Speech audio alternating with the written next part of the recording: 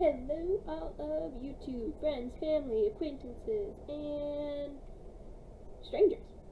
I wanted to make another speech video because I got a comment on my last video that explains what I do, how I got to where I am, all that good stuff. You can find it on my channel. There's not a ton of videos right now, so I'm sure you can find it. But I got a comment on that video asking for activity ideas, what I do in my sessions. So now that I've had some experience, I've now been working for 2 months now, so I have a few activities under my belt. Of course, someone who's been in the field for years upon years upon years is going to probably have a lot more activities and ideas that I do. However, I have been thrown into the field of speech during, well, at the end of kind of a pandemic. So I think having the experience of being thrown into the teletherapy world is huge, and this might be a new thing even for those people who have been working in the field for a very long time. So I thought I would make a video and talk about all of the activities that I like to do. The list may be short, but here it is. So, the biggest thing that I am like a huge advocate for, and I work with kiddos. So, if you work with adults, this isn't really going to apply to you. However, I am huge on play-based therapy. I have seen so many examples of kids who just don't succeed in the drill and kill situation, which that's like a term used in the speech world where basically, you have flashcards or something like that, and you're basically saying, if they're working on K's, you say kite 3 times, and you just keep going on with the drilling. Some kids that works great, and I'll do like the drills and we'll play like Uno or something for like the older kids in between, so it kind of breaks it up for them. But I still like to put that play aspect in there even for the older kids who do well with the drills, because kids have a very short attention span just in general. So if they are just sitting there at a desk looking at you with some flashcards, they're not really going to be happy. One, they're not going to be excited to come to speech.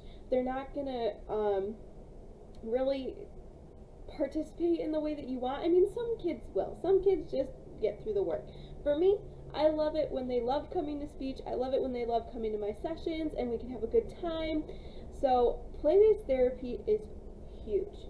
Let me give you an example. I had a kiddo who just didn't want to do the flashcards. He wanted absolutely nothing to do with them, only wanted to play with barn animals. So what did I do? I used the barn animals. So if I would hold the flashcard up for him that had cow, right, on the flashcard, and I just wanted him to say cow, or something that the cow eats or whatever. Oh, you know what? I think it was naming foods was the goal, objective, naming foods. So what did I do? He's playing with barn animals. I pull out the toy food and I start feeding the food to the animals. Oh my goodness, look, Mr. Horse, what is he eating? And immediately, oh, he's eating a strawberry. There we go. I've noticed that little kids are way more apt to participate and produce what you want them to produce if you are doing something fun. Kids love fun, and if you make it fun and exciting, you're going to get way more trials, way more successful opportunities for them than if they were just sitting at a desk with some drill cards. That's just me. I mean, some people love the drill cards. It's easy, especially with articulation. If you just pull out a deck, it's easy for the therapist. I'm going to say I think sometimes it's an easy way out. Sometimes you got to go that extra effort, be a little creative, and I love the play-based therapy. I would, in person, bring them over to the game corner and say, what do you want to play today, and let them choose, because more often than not you can figure out a way to get those goals into that game. Turn taking, articulation, even if you have to pull the drill cards in with the game, that's still better than it being kind of boring. So play-based therapy is huge for me. Along that same route, if you have a kid who likes to color, I would print color sheets, and if they're working on articulation, I would write with like a Sharpie or something, I would write in some target words throughout the picture. I would give them some crayons and I'd say, okay, if you say this word, then you'll have a minute to color in that section. Worked beautifully. And I would even give them a way for like home management for them to do at home as well. It's just super easy, like here, the words are already written in there, have them say the word for you a couple times, and then allow them to color that section. If you have students who seem to get like off topic, or they're trying to they're asking for their motivator while you're trying to do the work, visual schedules are huge. What do I mean by visual schedule? You can make it digitally. I do a lot of my therapy stuff digitally just because it's easy to prep, it's easy to carry from session to session, it's easy setup, that kind of thing. But just some pictures, or even like the whiteboard feature, or a piece of paper that just says, first we're going to do work, then you'll get 2-3 minutes of whatever they want, Legos, PBS Kids game, whatever they want. And then depending on how long your session is, I would just do that like every other one. So like if you do 10 minutes of work with me, and it's not even work because I do boom cards for the work, so I mean it's still like a fun-ish game, and then you can get 2 minutes of whatever you want, and then at the end, last 2-3 minutes, 5 minutes, whatever, depending on how long the session is, if it's a half an hour or an hour,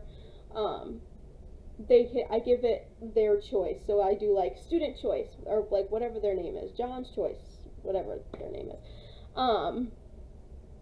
And that's huge because it really makes them feel like, oh, I get to like pick what I want to do, whatever I want, within reason. So that's a huge motivator for them, and something that can keep them on task, something that you can refer back to. So, oh, what are we doing right now? Can we go back to our schedule and see what we're doing? I found that keeps them on track really, really well. I feel like it works really well for those kiddos who are always asking for what's the next thing, or if they can do something else. I'm just going to go ahead and go to the biggest thing that I use. I absolutely love this website. Now, there are a ton of resources online. There's, I don't even know, I can't think of them, I'm blanking. There's like just a ton of resources. There's Teachers Pay Teachers, there's Ultimate SLP, there's I think it's called like Mommy Speech or something like that. There's just a ton of websites out there that you can get a bunch of like materials from. Me, personally, I don't really like to pay for things. Sometimes I will. Like, I've been recently putting some money into one of my accounts just because some of the cards are better, but I don't like paying for things. So the website that I've found that's the best is Boom Cards. Especially with teletherapy, if you don't know what boom cards are, I suggest you look it up, because boom cards are a lifesaver. All you do is you go on the Boom Cards website, you type in whatever goal they're doing, 2-step directions, any articulation sound they're working on, social scenarios, like they've got it all on there. You kind of have to like take some time and scroll through them and look for what you're actually looking for, like before the session, but I've found that it's a lifesaver. You can find pretty much anything on there, and almost always I can find something for free to hit the goals. I can't say enough about Boom Cards, and they're like fun, like game activities. So like they have something I can think of right now, like CH, the ch sound. They have tic-tac-toe. So if I have 2 kids in a session, I'll have them play tic-tac-toe, say the word 3 times, make a sentence, and you can place your chip on that spot. Boom Cards has a card activity. They have a bunch of them, a bunch of different themes of would you rather, and kids love it. They love would you rather, and there's so many different ones. And if you have a kid with RTIC for R, like post-vocalic R, pre-vocalic R, whatever, there's a specific deck of would you rather for pre-vocalic R. However, if you have a kiddo that's working on post-vocalic R and you do would you rather and have them read the question for all of the cards, you've got your 10 opportunities there. Would you rather, blah, blah, blah. And most of the choices, I would say some of the choices have R's within them. So if they're reading them out loud, they're getting their practice. They don't even know it. They're just playing a fun would you rather game. So I'm totally cool if my kids who are working on R want to play would you rather. Because they love it. I love it. There's space themed ones, there's holiday themed ones, there's icebreaker ones, there's so many different kind of would you rather. So you'll never run out of one. So the kids think it's a game. You're getting the work done. I love it. Boom Cards, lifesaver, in person and teletherapy. I love them. Huge advocate. This is not sponsored at all because I'm not that big. I just love them.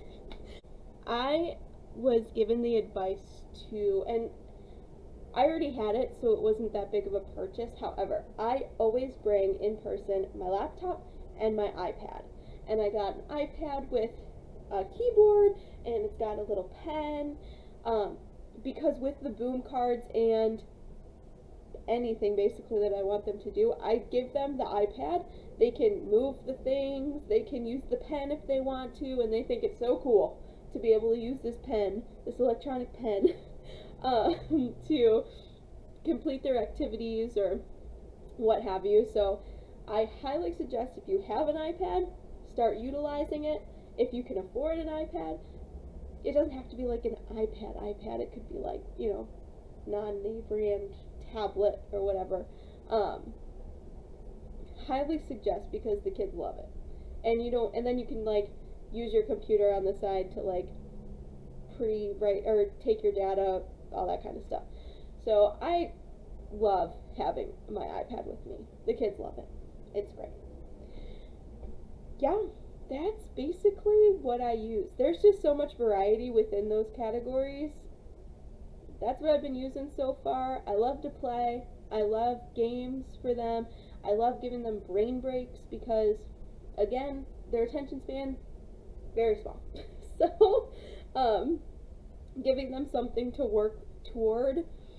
I have some kids that love PBS Kids. I have an app on my iPad for PBS Kids, and honestly, they're games, but there are some goals in there, like object identification, like following like 2-3 step directives.